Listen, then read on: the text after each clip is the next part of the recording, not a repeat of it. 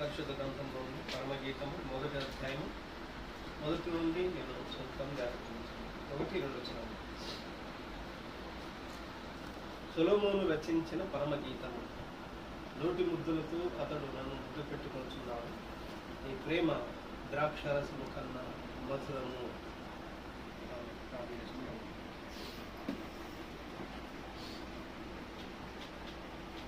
Only believe, only believe, all things are possible, only believe,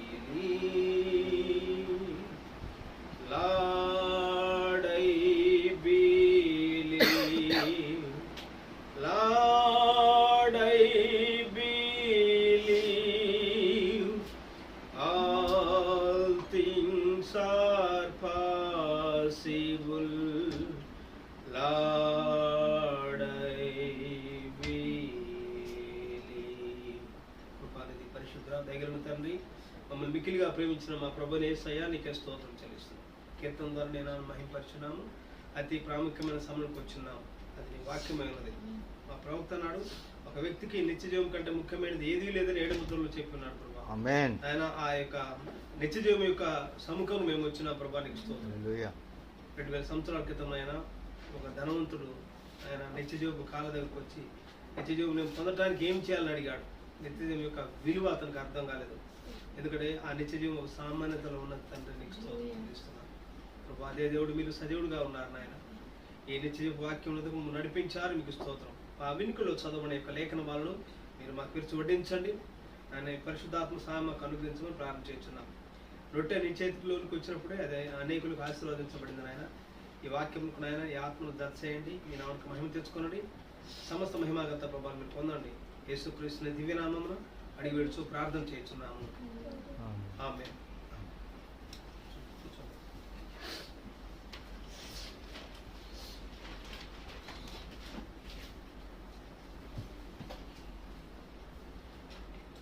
ప్రభు అయిన యేసుక్రీస్తు నామమునకు మహిమ ఘనత ప్రభావములు కలుగును గాక. హల్లెలూయా. ప్రభు యేసుక్రీస్తు నామమున గత 2 వారముల నుండి దేని గురించి మాట్లాడుకుంటున్నాం? పరమగీతం.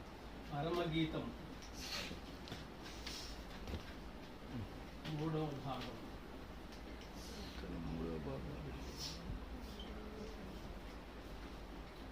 ఈ పరమగీతం గురించి గత 2 వారంలో మనము ఉపోద్ఘాతమే మాట్లాడుకున్నాం. పోయిన వారం ముందు వారము ఉపోద్ఘాతమే మాట్లాడుకున్నాం. విజయవాడ మన సొంత సంఘంలో ఈ విషయాలు చెప్పుకోవడానికి ప్రపంచిస్తున్నాడు. ప్రభుత్వనాడు ఏ సేవకుడైనా తాను ప్రేమించిన తన సొంత సంఘములకు ఎన్నో లోతైన విషయాలు చెప్తానన్నాడు. హల్లెలూయా. బయట నేను చాలా స్థలాలకు వెళ్తూ ఉంటాను, స్వార్థ సభలకు వెళ్తూ ఉంటాను, అనేక మంది నన్ను ఆహ్వానిస్తూ ఉంటాను. బయట మామూలు విషయాలు చెప్తా ఉంటారు.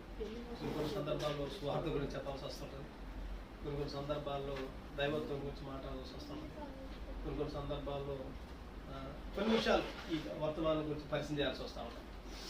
ఇక్కడ ఎన్నో సంవత్సరాల నుంచి ఇక్కడ పరిచయం జరుగుతుంది కాబట్టి మీరు ఎన్నో సంవత్సరాల నుంచి ఇక్కడ ఈ విషయాలు విన్నారు కాబట్టి మీ ఎదుగుదలను బట్టి ఈ విషయాలు ఉంటాయి. దేవుని బట్టి మనకు ముందు వాక్యంలోకి మనం వెళ్దాం. హల్లెలూయా. పరమగీతము 1 మొదటి వచ్చిన 2 వచ్చిన చదువుతున్నాం. సొలొమోను రచించిన పరమగీతము. నోటి ముద్దులతో అతడు నన్ను ముద్దు పెట్టుకొనును గాక. ఈ మాట మీరు జాగ్రత్తగా గమనించాలి. ఈ పరమగీతములు 1 నుండి 1వ అధ్యాయము 1 నుండి 2వ అధ్యాయము 8వ వచనం వరకు రాజసముద్రం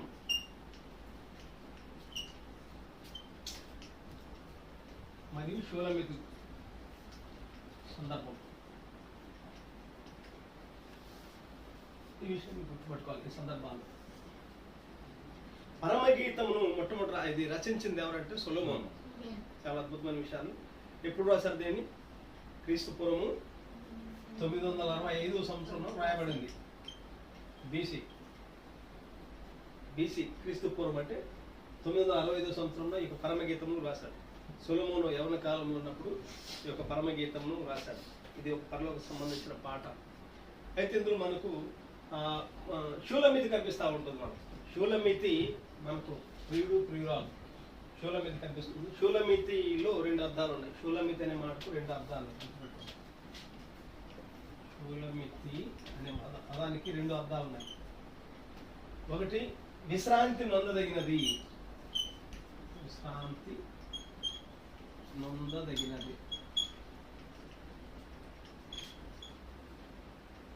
రెండోది పర్ఫెక్ట్, పరిపూర్ణత. పదాల్లోనే అర్థాలు, మెసేజ్ ఉంటుంది. విశ్రాంతి నొందదగినది. షూలమితి ఎక్కడికి వచ్చినప్పుడు విశ్రాంతి నొందదగినది అంటే తన ప్రియుడైన యేసుక్రీస్తు దగ్గరికి వచ్చినప్పుడే విశ్రాంతి ఉంటుంది. ఆమేన్.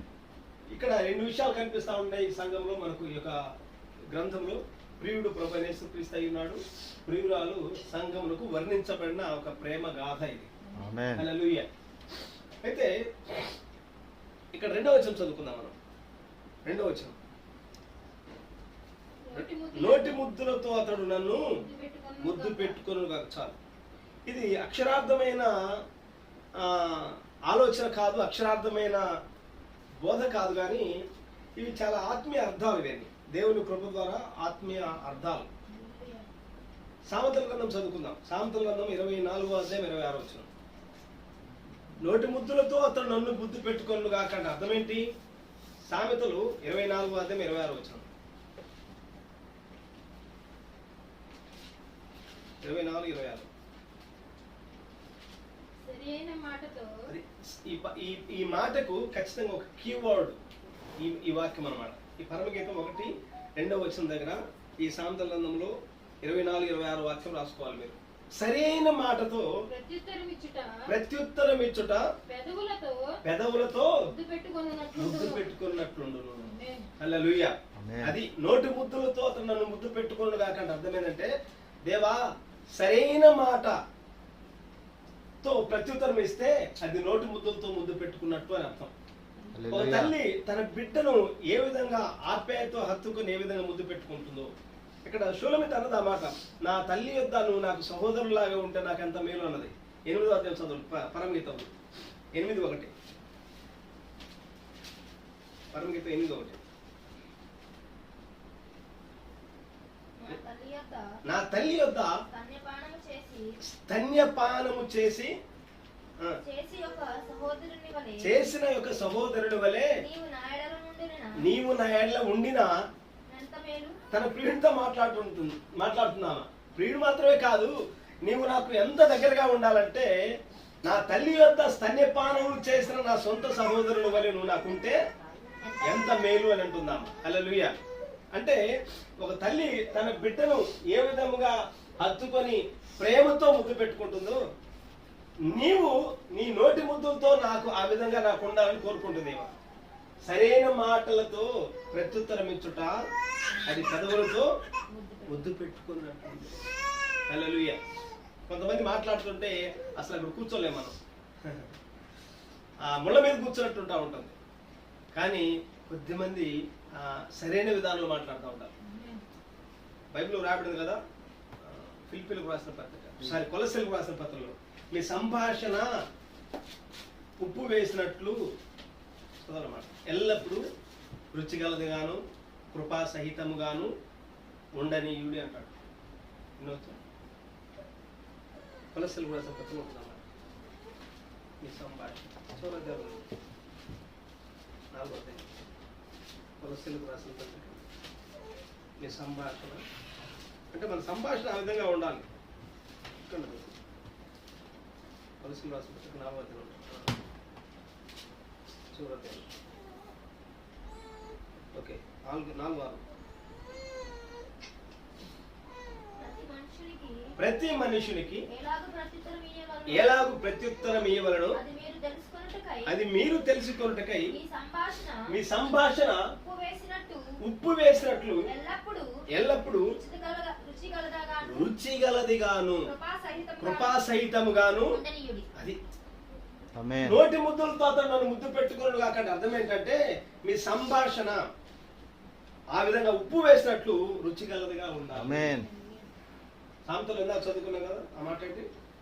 సరైన మాటతో ప్రత్యుత్తరం ఇచ్చుట అని అర్థం. కొంతమంది మాట్లాడితే ముళ్ళ మీద కూర్చుంటే ఉంటుంది, అసలు అక్కడ నిలబడలేము. కానీ కొంతమంది మాట్లాడితే ఆ మాటలు ఇంకా వినాలనిపిస్తాం.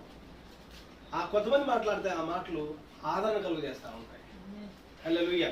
మీ సంభాషణ ఉప్పు వేస్తే ఏ విధంగా రుచిగలదిగా ఉంటుందో ఆ విధంగా ఉండాలి. సరైన మాటతో ప్రత్యుత్తరం ఇవ్వటం నేర్చుకోవాలి. సరైన విధానంలో మాటతో ప్రత్యుత్తరం ఇవ్వాలి. షూలమీత అంటే అర్థం ఏంటంటే విశ్రాంతి నొందదగినది. ఎప్పుడు ఈమె విశ్రాంతి నొందుతున్నది? వాస్తవానికి ఆమె జీవితంలో ఆమె పరమగీతంలో నేను ఎండ తగిలిన దానను అని ఉంటుంది. 9వ అధ్యాయం 6వ వచనం.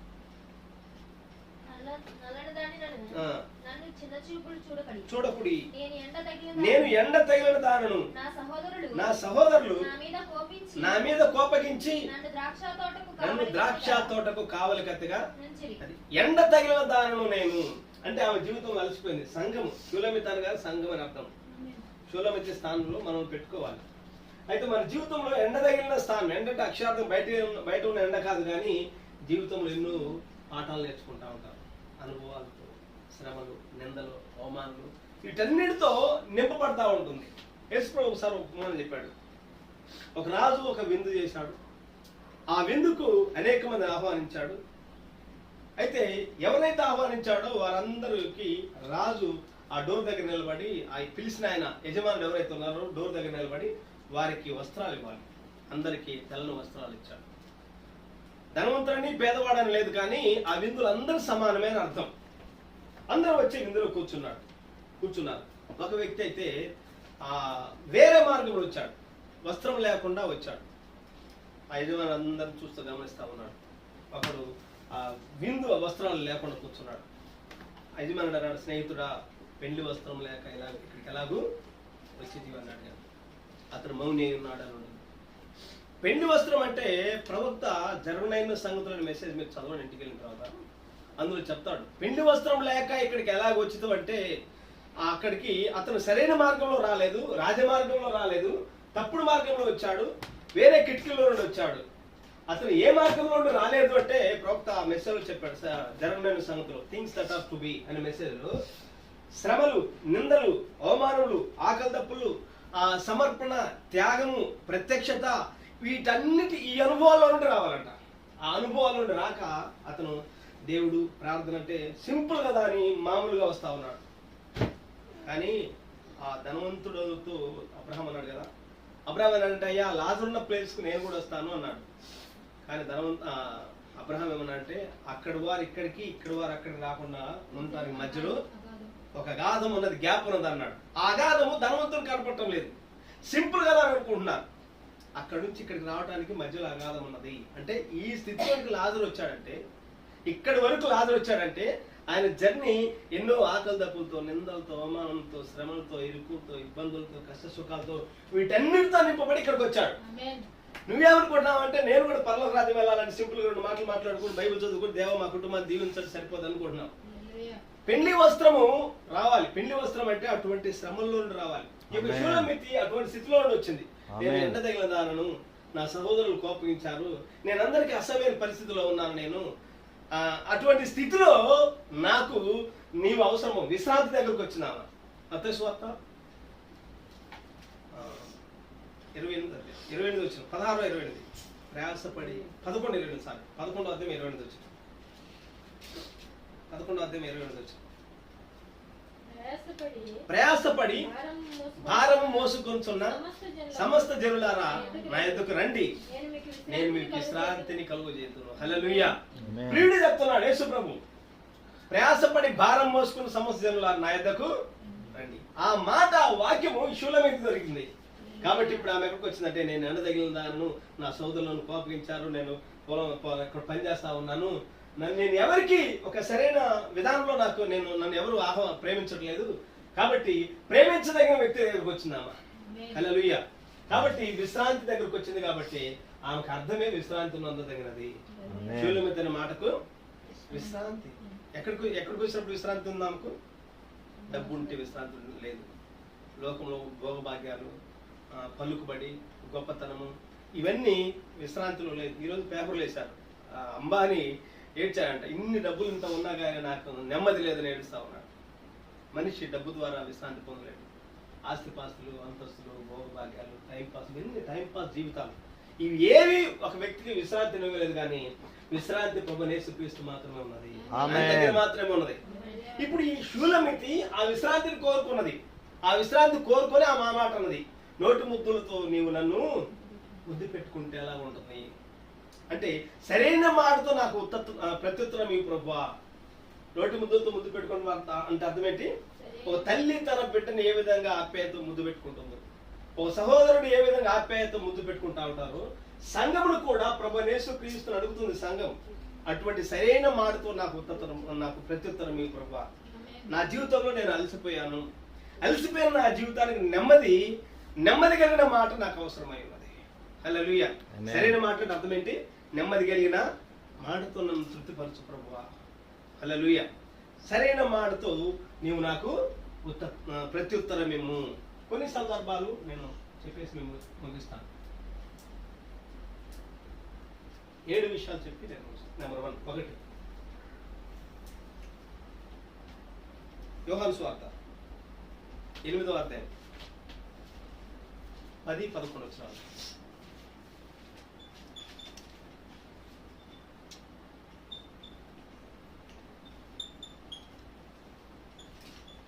యోహాను సువార్త 8వ అధ్యాయం 10-11 వచనాలు. యేసు తల ఎత్తి చూచి, అమ్మా వారెక్కడ ఉన్నారు? ఎవరు నీకు శిక్ష విధింప లేదా అని అడిగినప్పుడు ఆమె లేదు ప్రభువా అని అన్నది.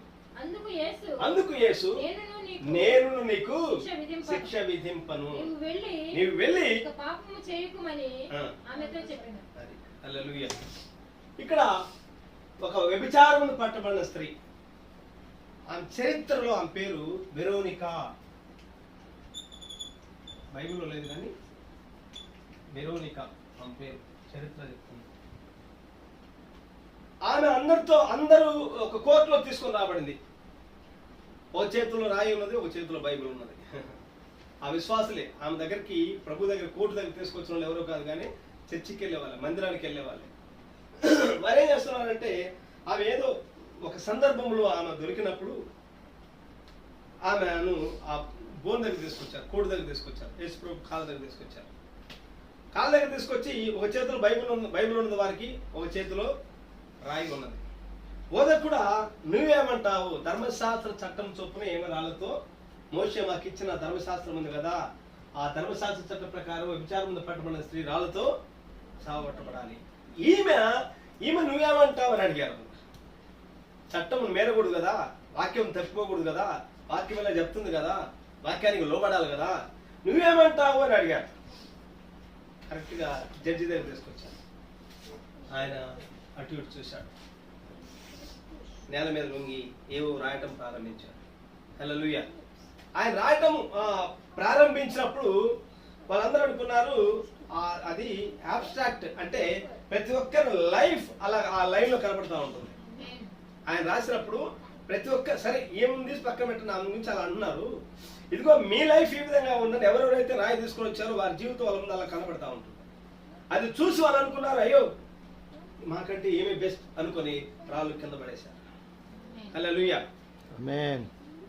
20 పాటలు దాకా రాశాను నేను. కొన్ని పాటలు ప్రింట్ చేశాను, 20 పాటలు దాకా రాశాను. నేను రాసిన ప్రతి పాట నా అనుభవ పట్టణంలో ఉండి రాసిన పాటలే, ఎవరి దగ్గర కాపీ కొట్టి రాయాలి. అందులో రాసిన పాట ఏంటంటే, భక్తి పరులే రాళ్ళురువగా భక్తి బోధకుల్ బజారు కీడ్వగా గుట్టు తెలిసి రట్టు చేయక గుట్టు తెలిసి రట్టు చేయక కన్నీరు తుడచిన నా మెస్సయ్యా, నా యేసయ్యా. నేనెవరినని నాపై ఇంత జాలి చూపితివి, నేనెరుగని రీతిలో నన్ను నీవు కనికరించితివి. హల్లెలూయా. అయితే ఆయన నేల మీద వంగి రాసినప్పుడు అందరు రాళ్ళని టపటప కింద పడ్డాయి. అప్పుడు అందరు వెళ్ళిపోయారు. యేసు అక్కడే మిగిలిన ఉంటుంది. అక్కడ ఆ వాక్యాలు మీరు చదివినట్లయితే యేసు ప్రభు, ఆ వెరోనిక, ఆ స్త్రీ మాత్రం నిలబడింది. అమ్మ, ఎవరు నీకు శిక్ష విధింపలేదా? లేదు ప్రభా, నేను నీకు శిక్ష విధింపను. సరైన మాటలతో ముద్దు పెట్టుకున్నట్లు ఉండాలి.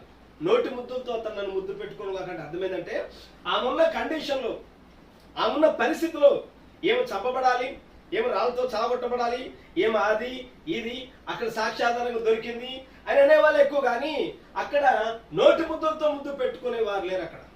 అంటే సరైన మాట ఇప్పుడు ఆమెకు అవసరమైనది అక్కడ. హల్లెలూయా. సరిగా ఆమెను ఓదార్చేవారు అక్కడ అవసరమైనది. ఎవరంటే ఆమె ప్రియుడు ప్రభు యేసుక్రీస్తు మాత్రమే సరైన మాటతో ముద్దు పెట్టుకున్నాడు అక్కడ. హల్లెలూయా. నేను నీకు శిక్ష విధింపను. నెంబర్ 2, రెండవది లూకా సువార్త 19వ అధ్యాయం. జక్కయ్య గురించి ప్రభు అన్నాడు, ఇతడును అబ్రహాము కుమారుడు, ఇతడును అబ్రహాము కుమారుడు. జక్కయ్య ఒక ఇన్కమ్ ట్యాక్స్ కలెక్టర్. సో పన్ను వసూలు చేసేవాడు. అందరి దగ్గర ఆ రక్తం పిండి పన్ను వసూలు చేసేవాడు. మంచి సాక్ష్యం లేదు జక్కయ్యకు. అయితే ఆయన ఒక దినమున ఆ చెట్టు మీద కూర్చున్నాడు. మీకు ఆ స్టోరీ తెలుసు, ఇంత మునుపు ఆ స్టోరీ తెలుసు. జక్కయ్య భార్య పేరేంటి? జక్కయ్య భార్య పేరు రిబ్కా. ప్రభుత్వం చెప్పండి. సముద్రం మీద సాక్ష్యం అనే మెసేజ్ చదవండి. జక్కయ్య భార్య పేరు రిబ్కా. ఆ మంచి ప్రార్థన పరురాలు. యేసు ప్రభు. జక్కయ్య గొప్ప ధనవంతుడు. ఈ రిబ్కా, ఈమె ఎవరంటే రిబ్కా నతానియేలు యొక్క సహోదరి. యేసు ప్రభు వచ్చినప్పుడు ఆ చెట్టు కింద చదువుకున్నాడు కదా నతానియేలు. ఆ నతానియేలు యొక్క సహోదరి రిబ్కా. ఆమె మంచి ప్రభువుని నమ్ముకున్న వ్యక్తి. యేసు ప్రభు ఎక్కడ కూటమి పెడితే అక్కడికి వెళ్ళేది ధైర్యంగా. ఆయన సముద్ర తీరంలో కూటమి పెడితే అక్కడికి వెళ్ళి వాక్యం వినేది. ఆయన వీధి కూటాలు పెడితే అక్కడికి వెళ్ళి వాక్యం వినేది. ఆయన గృహ కూటాలు పెడితే అక్కడికి వెళ్ళి వాక్యం వినేది. నేను ధనవంతురాలను, నా దగ్గర ఎంతో మంది పని వాళ్ళు ఉన్నారు, నా స్టేటస్ అనేది ఆమె చూసుకోవాలా. ఒక సామాన్యమైన వ్యక్తిగా వాక్యం కోసం తగ్గించుకొని ఎక్కడికి వెళ్ళి అక్కడికి వెళ్ళి వాక్యం వినేది. కానీ ఒక దినమున ఈ జక్కయ్య అన్నాడు, నువ్వు ఆయన దగ్గరికి వెళ్ళొద్దు. మన దగ్గర కావాలంటే మనకు శాస్త్రులు, పరిసయ్యులు, సద్దుకాయులు, పెద్ద పెద్ద సంఘాలు ఉన్నాయి. అక్కడికి వెళ్ళాలి మనం. అక్కడ మనకు సంఘంలో మన పేరు ప్రఖ్యాతులు ఉంటాయి, మంచి పేరు ఉంటుంది, మనకు సంఘం పెత్తనం ఇస్తారు. అక్కడ మన సంఘాలు పెట్టేసి యేసు ప్రభువుని పట్టుకున్నావేంటి? ఆయనకి ఏమున్నదని ఆయన దగ్గరికి వెళ్తున్నావు? ఆయనకి ఏమన్నా సంఘం ఉందా, లేకపోతే ఏమన్నా పేరు ప్రఖ్యాతులు ఉన్నాయా, గొప్పతనం ఉన్నదా? ఏమీ లేదు కదా. కనీసం చనిపోతే సమాధి చేయడానికి ఆయన సమాధులు తోట కూడా కనపడదు. రకరకాలుగా చెప్పాడు. భార్యకి వార్నింగ్ ఇచ్చాడు. అప్పుడు రిబ్కా ప్రభు చెప్పాడు, సముద్రం మీద సాక్ష్యం చదవండి. ఆమె మోకరించి రాత్రులు ఏడ్చి ప్రార్థన చేస్తున్నాడు. ప్రభా, నాతో మాట్లాడిన దేవా, నా భర్తతో మాట్లాడు, నాకు ఈ సంగతులు తెలియజేసిన దేవా, నా భర్తతో కన్నులు తెరువు ప్రభు అని ప్రార్థన చేస్తుంది. ఆమె ప్రార్థన చేస్తుంటే జక్కయ్య ఏసీలో బెడ్ మీద పడుకున్నాడు, కానీ నిద్ర పట్టలేదు. బెడ్ మీద అటు ఇటు జంప్ అవుతా ఉన్నాడు. ఏమండి, నిద్ర పట్టడం లేదా? లేదు, బిజినెస్ గురించి ఆలోచిస్తున్నాడు. రెండేం అర్థమైంది, నా ప్రార్థన జవాబు వచ్చింది. ఆమేన్. హల్లెలూయా. వెంటనే ఉదయాన్నే సమయంలో లేచాడు జక్కయ్య. లేచి స్నానం చేశాడు. ఆ ఎరుకపట్నంలో జక్కయ్యకు ఒక బిజినెస్ ఉంది, వ్యాపారం ఉంది. అదేంటంటే రెస్టారెంట్ ఉంది జక్కయ్యకు. ఆ డ్యూటీకి వెళ్తా ఉన్నాడు, బిజినెస్కి వెళ్తా ఉన్నాడు. వెళ్లే ముందు ఆయన అక్కడికి వెళ్తున్నప్పుడు ఆయన వార్త విన్నాడు. అదేంటంటే ప్రభుని యేసుక్రీస్తు ఆ ఎరుకపట్నంకి వస్తున్నాడు వార్త విన్నాడు. ఆ వార్త విన్నప్పుడు ఆయన అనుకున్నాడు, నేను ఆ యేసు ప్రభుకి చెప్తే సరిపోద్ది, నా భార్య నీ మీటింగ్ రానివద్దు, నీ సంఘానికి రానివద్దు అని అనుకున్నాడు. ఆ సమయం నాకు దొరికింది అనుకున్నాడు. ఆయన అక్కడ వెయిట్ చేస్తా ఉన్నప్పుడు యేసు ప్రభు ఆ యొక్క ఎరుకపట్నంకి వస్తున్న వార్త విని అశేష జనాంగం అక్కడికి వచ్చారు. హల్లెలూయా. ఈయన వాళ్ళందరూ చూసి బిత్తరపోయాడు, ఆశ్చర్యపోయాడు. గోడల మీద జనాలే, వీధుల మీద జనాలే, కుప్పలుగా జనాలు వచ్చారు, తండోపతండాలుగా. ఈ జక్కయ్యకు ఆ గుండె పగిలింది. యేసుప్రభు అంటే ఇంత క్రేజా, ఇంత జనాంగమా? నేను అనుకున్నాను ఆయనకి ఏం పని బాట లేకుండా సువార్తని అది ఇటు వెళ్తా ఉన్నాడు అనుకున్నాను నేను. ఆయన వెనుక ఎంత పలుకుబడి ఉన్నదా అని అప్పుడు ఆయన అటు ఇటు చూసి ఒక చెట్టు ఎక్కి కూర్చున్నాడు. అక్కడ కూర్చున్న తర్వాత ప్రభు యేసు ఆ జనాంగాలన్నీ దాటుకొని ముందుకు వచ్చారు. ఆయన నడుస్తా ఉన్నప్పుడు శిష్యులంట పేతురు, యాకోబు, యోహాను ముందు నడుస్తూ దారి తొలగండి, మా బోధకుడు అలసిపోయాడు, కొంచెం కొంచెం దారి పక్కకు తొలగండి అని అన్నారు. ఇద్దరు భార్యాభర్తలు, ఒక చిన్న బిడ్డ చావు బ్రతుకుల మధ్యలో ఉన్నది. ఆ లైన్లో వచ్చి నిలబడ్డారు. శిష్యులు అన్నారు, అమ్మ కొంచెం పక్క తొలగండి అన్నప్పుడు ఆ తల్లిదండ్రులు అన్నారయ్యా, మీ బోధకుడు అలసిపోయి కానీ మా బిడ్డ చావు బ్రతుకుల మధ్యలో ఉన్నది, మా బిడ్డను మీ బోధకుడు ఒక్క మాట పలికితే చాలు, ఆ బిడ్డ బ్రతుకుతాదన్నారు. ఈ మాట చెట్టు మీద జక్కయ్య ఉన్నాడు. జక్కయ్య విని షాక్ తిన్నాడు. ఒక్క మాట పలికితే ఆయన ఈ కార్యం జరుగుతా, సంథింగ్ ఈజ్ దేర్, ఏదో ఆయనలో గొప్పతనం ఉన్నది అని ఆ చెట్ల మధ్యలో కూర్చొని గమనిస్తా ఉన్నాడు. కరెక్ట్ ప్రభు యేసు వాళ్ళందరూ దాటుకొని సరాసరిగా చెట్టు కిందకి వచ్చేసి జక్కయ్య గెట్ డౌన్ అన్నాడు, కిందకి దిగమన్నాడు. హల్లెలూయా. అసలు ఆయన అక్కడికి వచ్చిందే జక్కయ్య కోసం.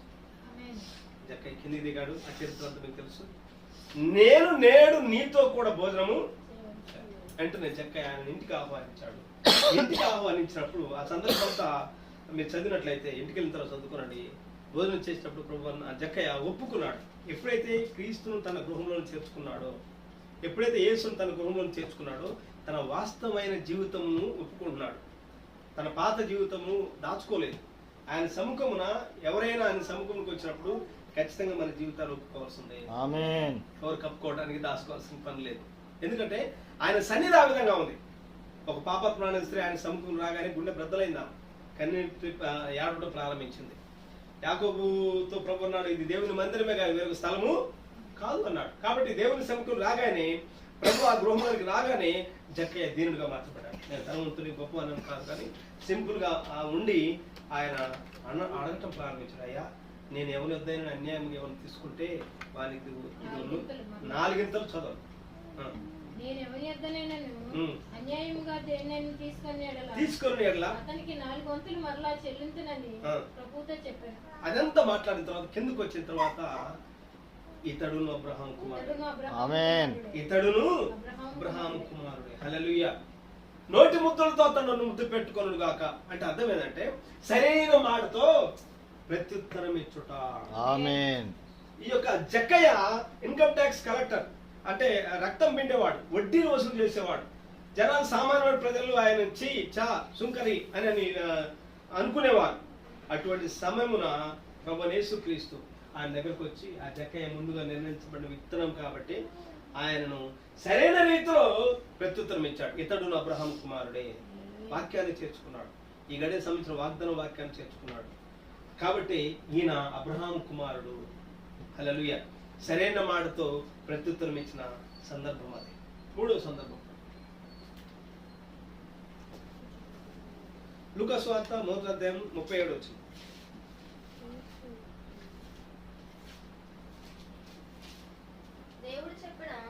దేవుడు చెప్పిన ఏ మాటైనను నిరర్ధకము కానేరదు. మరియా దగ్గరికి దూత వచ్చాడు. మరియా మన చరిత్ర, మరియా స్టోరీ మీకు తెలుసు కదా.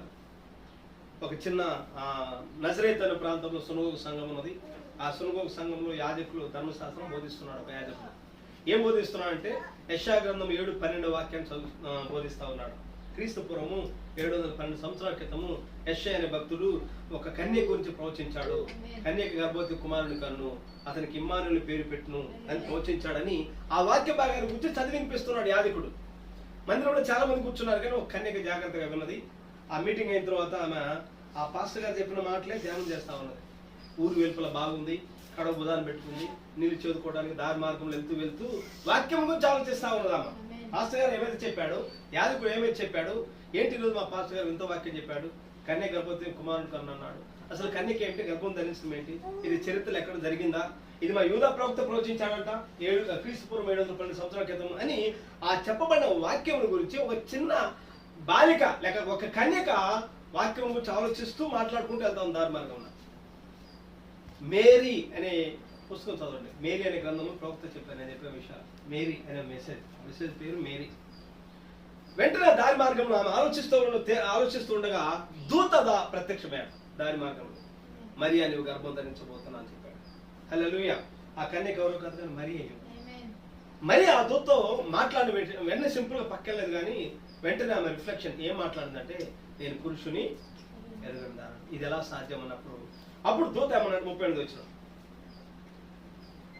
37 వచ్చింది.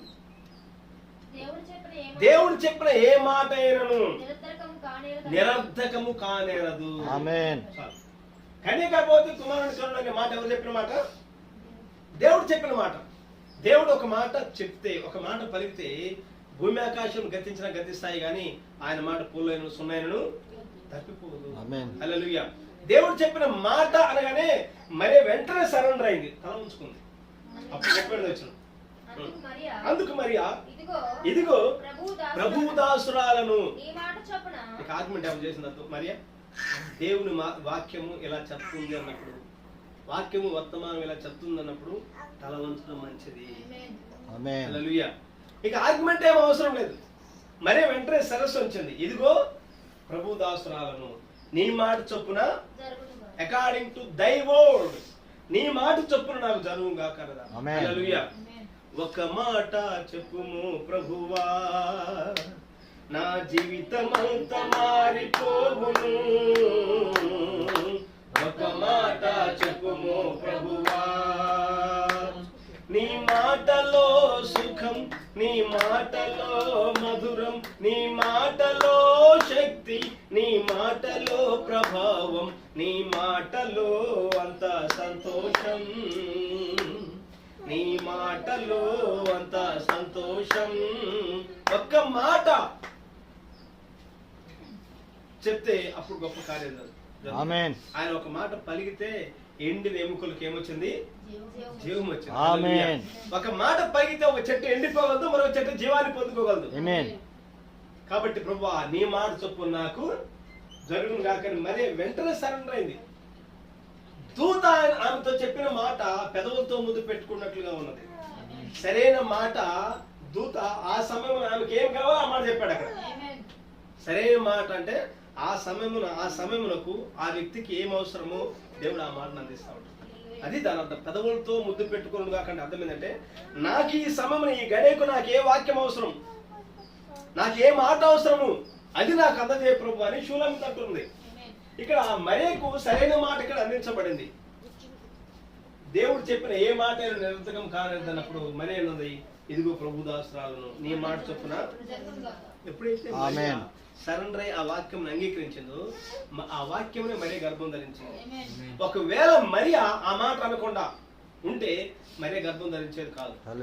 నీవైనా నేనైనా ఈ వాక్యాన్ని పరిపూర్ణంగా అంగీకరిస్తేనే వాక్యమును మనం గర్భం ధరిస్తా ఉంటాం. ఆత్మ సంబంధంగా వాక్యమును పరిపూర్ణంగా అంగీకరించింది, వాక్యము స్థలం ఇచ్చింది, చోటు ఇచ్చింది. కాబట్టి ఆ ఆది యందు ఉండిన వాక్యము, ప్రవక్తతో మాట్లాడుకుంటూ వచ్చిన వాక్యము, ప్రపంచాన్ని నిర్మించిన వాక్యము ఇప్పుడు కన్యమేరీ గర్భమందు చిన్న DNA కణముగా మానవ రూపం ధరించిన. హల్లెలూయా. సరైన మాటలతో నోటి ముద్దులతో అతను ముద్దు పెట్టుకుని కాకుండా అర్థం ఏంటంటే, సరైన మాట నాకు ఇప్పుడు అవసరం ప్రభావ, సరైన మాటతో నాకు ఇప్పుడు ప్రత్యుత్తరం. మరి ఇప్పుడు సరైన మాట దొరికింది అక్కడ. అంటే నోటి ముద్దులతో ముద్దు పెట్టుకున్నట్లుగా ఉన్న మాట ఆయన. 4 యోహాను సువార్త 21వ అధ్యాయం 6వ వచనం. 21:6.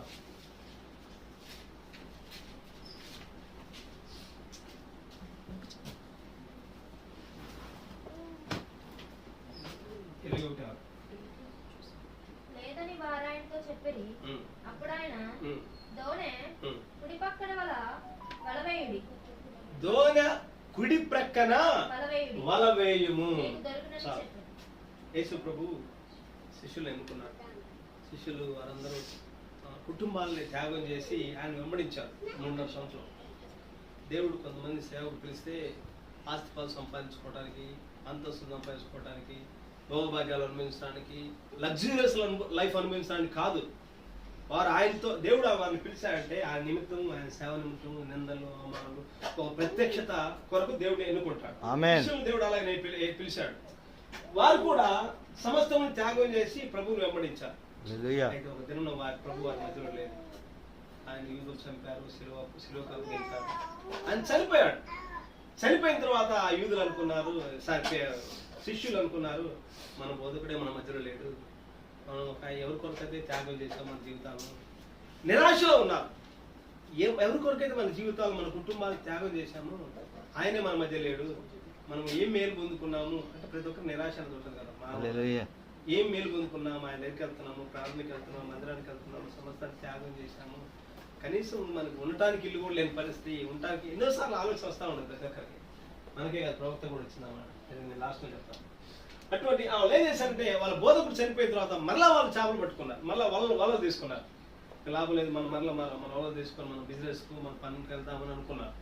అప్పుడు మళ్ళీ వలలు తీసుకొని ఇక వాళ్ళ బిజినెస్కు వ్యాపారానికి పోయి చేపలు పడతా ఉన్నప్పుడు ఒక చేప కూడా వారికి రాత్రంతయు శ్రమ పడినా రాలేదు ప్రభు జయము, రహదారులు వెనకినను రాదాయను ప్రతిఫలం. రాత్రంతా ప్రయాసపడ్డారు.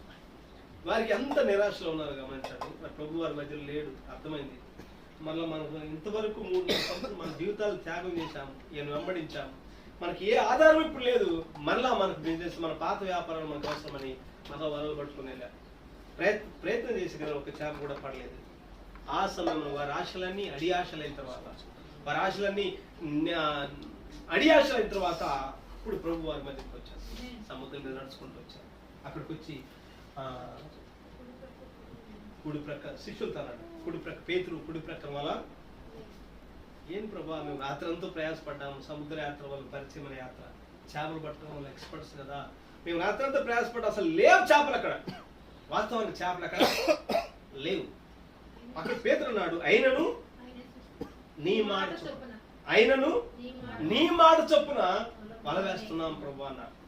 అదే ఆయన మాట చొప్పున వల వేయగా ఏం పడ్డాయి? విస్తారమైన చేపలు పడ్డాయి. హల్లెలూయా. ఎక్కడి నుంచి వచ్చాయి ఆ చేపలు?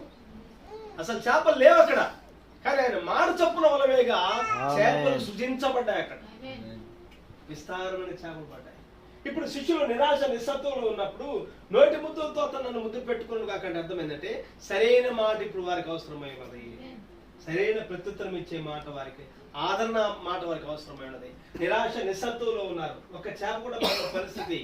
ఆ సమయంలో దేవుడే యేసుక్రీస్తు వాళ్ళ యజమాని వాళ్ళ బోధకుడే వారి దగ్గరకు వచ్చి వాళ్ళకు సరైన మాట చెప్పాడు, ఇటు ప్రక్క వల వేయండి. ఆయన మాట చొప్పున వల వేయగా విస్తారమైన చేపలు. హల్లెలూయా. తర్వాత 5వది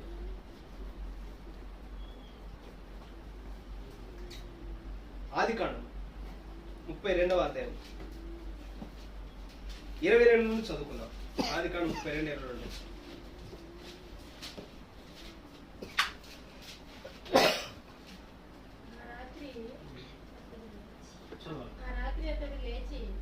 తన ఇద్దరు భార్యలను తన ఇద్దరు దాసీలను తన 11 మంది పిల్లలను తీసుకొని రేవు దాటిపోయాను. యాకోబు యొక్క జర్నీ కనిపిస్తా ఉంటుంది మనకి ఇక్కడ. యాకోబు భయపడి తండ్రి దగ్గర నుంచి వెళ్ళిపోయాడు, తన భార్య బిడ్డలు సంపదలు అంతా తీసుకొని వస్తా ఉన్నాడు. ఓ ప్రక్క ఏశావు యాకోబుని తరుముతా ఉన్నాడు. యాకోబు ఏం చేశాడంటే తన అన్న మీద కోపం చల్లార్చడానికి కొన్ని మందలను ముందు పంపించాడు. ఏశావు అన్నాడు, ఏను నాకెందుకురా బాబు, నాకు కావాల్సిన విస్తారం అంతా అన్నాడు. వాస్తవానికి ఏశావుకు విస్తారమైన ఆస్తి ఎక్కడ ఉంది? తండ్రి చెప్పించాడు కదా, ఒక దీవెన కూడా ఏశావుకు లేదు. కానీ ఏశావు అన్నాడు, నాకు విస్తారమైన సంపద ఉన్నది అన్నాడు. ఎక్కడ నుండి వచ్చింది అంటే ఏశావు కొంతమంది ఇస్మాయిల్ సంతతి వారు తన తండ్రికి శత్రువులను తెలుసుకొని వేరే పార్టీలో చేరాడు ఏశావు. సొంత తండ్రిని విడిచిపెట్టి ఎవరైతే శత్రువులుగా ఉన్నారో ఆ పార్టీలో చేరి అక్రమార్గమును సంపాదించుకున్నాడు ఏశావు. సరే, యాకోబు వాళ్ళందరినీ భార్యను సంపద మొత్తాన్ని పంపించి ఎబ్బోకు రేవు దగ్గర నిలబడ్డాడు. అక్కడ ఒక రేవు ఉంది, చిన్న రేవు. ఆ రేవు దగ్గర యాకోబు ఒక్కడు మిగిలిపోయాను అని ఉంటుంది. అక్కడ ఉందా? ఎన్నో వచ్చారు? యాకోబు ఒక్కడు మిగిలిపోయాను, అందరూ పంపించాడు. దేవునితో సంధించాలంటే కొన్నిసార్లు ఒంటరి జీవితం అలవాటు, ఒక్కరు చేసుకోవాలి. ఒక్కడు మిగిలిపోయాను, ఒక నరుడు తెల్లవారున అతనితో పెనుగులాడు, రాత్రంతో ప్రయాసపడ్డాడు, పెనుగులాడను చూచి తొడగూటి మీద అతన్ని కొట్టెను. అప్పుడు అతడు ఆయనతో పెనుగులాట వలన కనుక నన్ను పోనిమ్మని అనగా అతడు నీవు నన్ను ఆశీర్వదించితేనే గాని నిన్ను పోనివ్వనను. నీ పేరేంటని అడిగాడు. అతడు యాకోబు అని చెప్పాను. అప్పుడు ఆయన నీవు దేవునితోను మనుషులతోను పోరాడి గెలిస్తేవి కనుక నీ పేరు ఇశ్రాయేలే కానీ యాకోబు కాదు. ఇది సరైన మాట. నీ పేరేంటంటే యాకోబుకి ఏమర్థం ఏంటంటే నేను యాకోబుని అన్నాడు. యాకోబు అంటే మన జీవితం అని అర్థం. తల్లిదండ్రులకు ఇచ్చిన ఈ శరీరం అని అర్థం. యాకోబు అనే అంటే యాకోబు అనే మాటకు అర్థం ఏంటంటే మోసగాడు అని అర్థం. మోసగాడు అంటే కేవలం యాకోబు అబద్ధమాడని ఆ మోసగాడని కాదు అర్థం. ప్రతి వాళ్ళు మనమందరం మన తల్లిదండ్రులు మనకి ఇచ్చిన ఈ జన్మే ఇది యాకోబు జన్మ అయి ఉన్నది. కాబట్టి ఇది ఇది అక్రమ సరైన విధానంలో వచ్చింది కాదు. కాబట్టి నీ పేరేంటంటే మన జీవితాన్ని బట్టి తను ఒప్పుకొని నా జీవితం నేను యాకోబుని అన్నాడు. కానీ ప్రభు అన్నాడు నువ్వు యాకోబు కాదు, నువ్వెవరు? ఇశ్రాయేలు అన్నాడు. ఇశ్రాయేల్ అంటే రాజకుమారుడు అని అర్థం. నువ్వు ఈ యాకోబుగా పుట్టక మునుపు, ఈ శరీరంలో పుట్టక మునుపు నువ్వు దేవుని కుమారుడివి. హల్లెలూయా. తప్పిపోయి ఈ తల్లిదండ్రుల శరీరం కలయికలో పుట్టావు కాబట్టి యాకోబు అంటున్నావు నువ్వు. అయితే ఇందులో నుండి ఈ శరీరంలో ఒకసారి నువ్వు పైకి రా. అందుకని యోహాను ఇక్కడికి ఎక్కిరమ్మన్నాడు. ప్రకటన 3వ అధ్యాయం వరకు యోహాను సంఘకాలను చూశాడు. ఎప్పుడైనా సంఘకాలం సంగతులు చూసావు, కానీ ఇంకా పరలోకం సంగతులు నువ్వు చూడాలంటే, నిత్యత్వం సంగతులు నువ్వు చూడాలంటే ఇక్కడికి ఎక్కిరమ్మన్నాడు. అంటే ఈ శరీరంలోని పైకి రావాలి, ఈ యాకోబు అనే జీవితంలోని పైకి రావాలి. నువ్వు యాకోబు కాదు, నువ్వు ఇశ్రాయేలు అన్నాడు. సరైన మాటతో యాకోబుతో మాట్లాడాడు. హల్లెలూయా. నోటి ముద్దులతో తను ముద్దు పెట్టుకుని కాకుండా అర్థమైందంటే సరైన మాటతో ప్రత్యుత్తరం ఇచ్చుట. యాకోబు నిరాశ నిస్సత్వంలో ఉన్నాడు, ఒంటరిగా ఉన్నాడు, ఎబ్బోకు రేవు దగ్గర ఒక్కడు మిగిలిపోయాడు. అర్థం కాని పరిస్థితి, చావు బ్రతుకుల మధ్య పరిస్థితి అది. ఆ సమయమున దేవుడు యాకోబు ప్రత్యక్షమై ఒక నరుడు తెల్లవారు వరకు అతనితో పోరాడని రాబడి బైబిల్. ఇంకా హోషేయ గ్రంథంలో చదివినట్లయితే మగసిరి గలవాడే అతను దేవునితో పోరాడని ఉంటుంది అక్కడ. హల్లెలూయా. కాబట్టి ఇప్పుడు యాకోబుకు దేవుడు సరైన రీతిలో ఒక వాక్యం ఇచ్చాడు, సరైన మాట ఇచ్చాడు. ఆయన లైఫ్ లో సరైన మాటతో ప్రత్యుత్తరం ఇచ్చుట, నోటితో ముద్దు పెట్టుకున్నట్లుండును. యాకోబుతో దేవుడు సరైన మాటతో మాట్లాడాడు. 7వది 6వది ఆదికాండం 17వ అధ్యాయంలో వచ్చాం. 17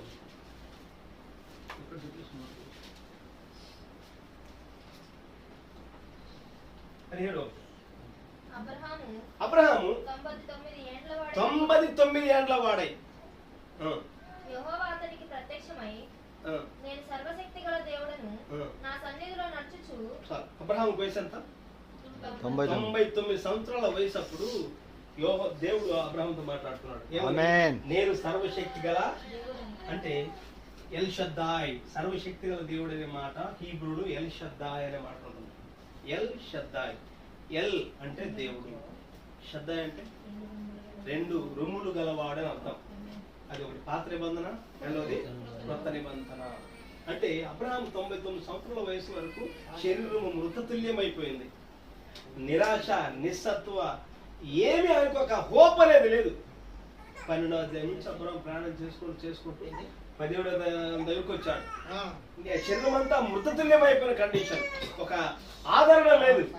అప్పుడు దేవుడు ఇది అన్ని హోప్స్ పోయిన తర్వాత ఆ టైంలో దేవుడు ప్రత్యక్షమయ్యాడు, ప్రత్యక్షమయ్యాడు. అబ్రహామా అని పిలిచాడు. ఏం ప్రభా పిలుస్తావు, నీకేమి? దమస్కు వాడైన ఎలియాజర్ అనే ఆస్తికి నా కర్త కదా, ఏం ప్రయోజనం, నాకు పిల్లలు లేరు కదా అని దేవుడితో మాట్లాడ ప్రారంభించాడు. అప్పుడు దేవుడు ఎలీషద్దాయిగా ప్రత్యక్షమే, అబ్రహాం భయపడమాక, సరైన మాటతో మాట్లాడుతున్నాడు. అబ్రహాం భయపడమాక, నీ సంతానం నేను ఆకాశ నక్షత్రంలోనే చేస్తానన్నాడు ఆయన. హల్లెలూయా. ఆ అధ్యాయం అంతా అదే చేసి ఆ 17వ అధ్యాయంలో దేవుడు నీ పేరు అబ్రాం కదా, 17వ అధ్యాయం వరకు ఆయన పేరు అబ్రామే. కానీ నీ పేరు అబ్రాహాం కాదు, అబ్రహాముగా మార్చబడింది. ఆమేన్. హాము అబ్రహాం అంటే అనేక జనములకు తండ్రి నువ్వు. హల్లెలూయా. ఆ మాట ఎల్షద్దాయిగా ప్రత్యక్షమై సరైన మాటతో అబ్రహాంను ఓదార్చాడు. నోటి ముద్దులతో అతను నన్ను ముద్దు పెట్టుకుని కాకంటే అర్థం ఏంటంటే సరైన మాటతో అతను నన్ను ఓదార్చాడు. సరైన మాటతో నన్ను ఆదరించాడు. ఆ మాట వరకు అబ్రహాం ఇంతకాలం ఎదురు చూశాడు. ఇప్పుడు అబ్రహాం పేరే మార్చబడింది. షారాయి అంటే జగడుగొండి షారాగా మార్చబడింది. షారా అంటే రాజకుమారి అని అర్థం. ఆమేన్. హల్లెలూయా. చివరిగా 7వ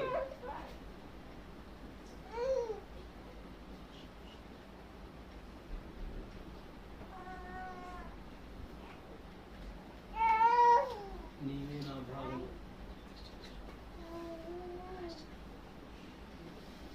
నేను నీ భావం, నేను నీ భావం. ప్రవక్త బ్రహ్మం గారు బిల్లీ గ్రహం ఇంటికి వెళ్ళాడు ఒకసారి చూడటానికి, మాట్లాడటానికి. బిల్లీ గ్రహం గారి ఇల్లు అద్భుతంగా రాజసౌధం లాగా ఉంది. ఆల్బోస్ పాలెత్తవచ్చు. ఆయన పెంచుకున్న ఒక్కకే లక్షల డాలర్లు ఖర్చు పెడతా ఉన్నారు. పనివారు పెద్ద ప్యాలెస్ లో ఉన్నట్టుంది బిల్లీ గ్రహం గారి ఇల్లు. ఈ బ్రహ్మం గారు ఆయన కలవడానికి వెళ్ళాడు. ఆ ఇల్లు, ఆ వాతావరణం, అట్మాస్ఫియర్ చూసి సరే అంత కొన్ని విషయాలు మాట్లాడి ఆయన ఒంటరిగా కారు వేసుకొని వస్తున్నాడు. బ్రహ్మం గారు కారు వేసుకొని వస్తూ అదంతా ఆయన మైండ్లో మెదిలి ఆలోచిస్తున్నాడు. ఏంటి ప్రభా, ఆయన సేవకుడే, నేను కూడా సేవకుడే. ఆయన పరిస్థితి ఏంటి? రాజభవన్ లాగా ఉంది. నా పరిస్థితి ఏంటి? అండర్ ప్రవక్త అక్కడ నాకు ఇక్కడ ఉండడానికి ఇల్లే లేదు కదా. నేను ఎక్కడ తప్పు చేశాను, నాలో ఎక్కడ పొరపాటు ఉంది అని ఆయన ఆలోచించుకుంటూ వెళ్తా ఉన్నాడు. అప్పుడు ప్రభువు మాట్లాడాడు. హల్లెలూయా. నేను నీ భాగం, ఐ యామ్ యువర్ పోర్షన్. నేను నీవి, ఐ యామ్ యువర్ పోర్షన్. వెంటనే క్యాప్ చేసి ప్రభువా అది నాకు చాలు ప్రభు అన్నాడు. ఆ సరైన మాట నాకు చాలు. నోటి ముద్దుతో ముద్దు పెట్టుకున్నట్లుగా ఉంటుంది అన్నమాట. తలవుతుంది ప్రార్థన.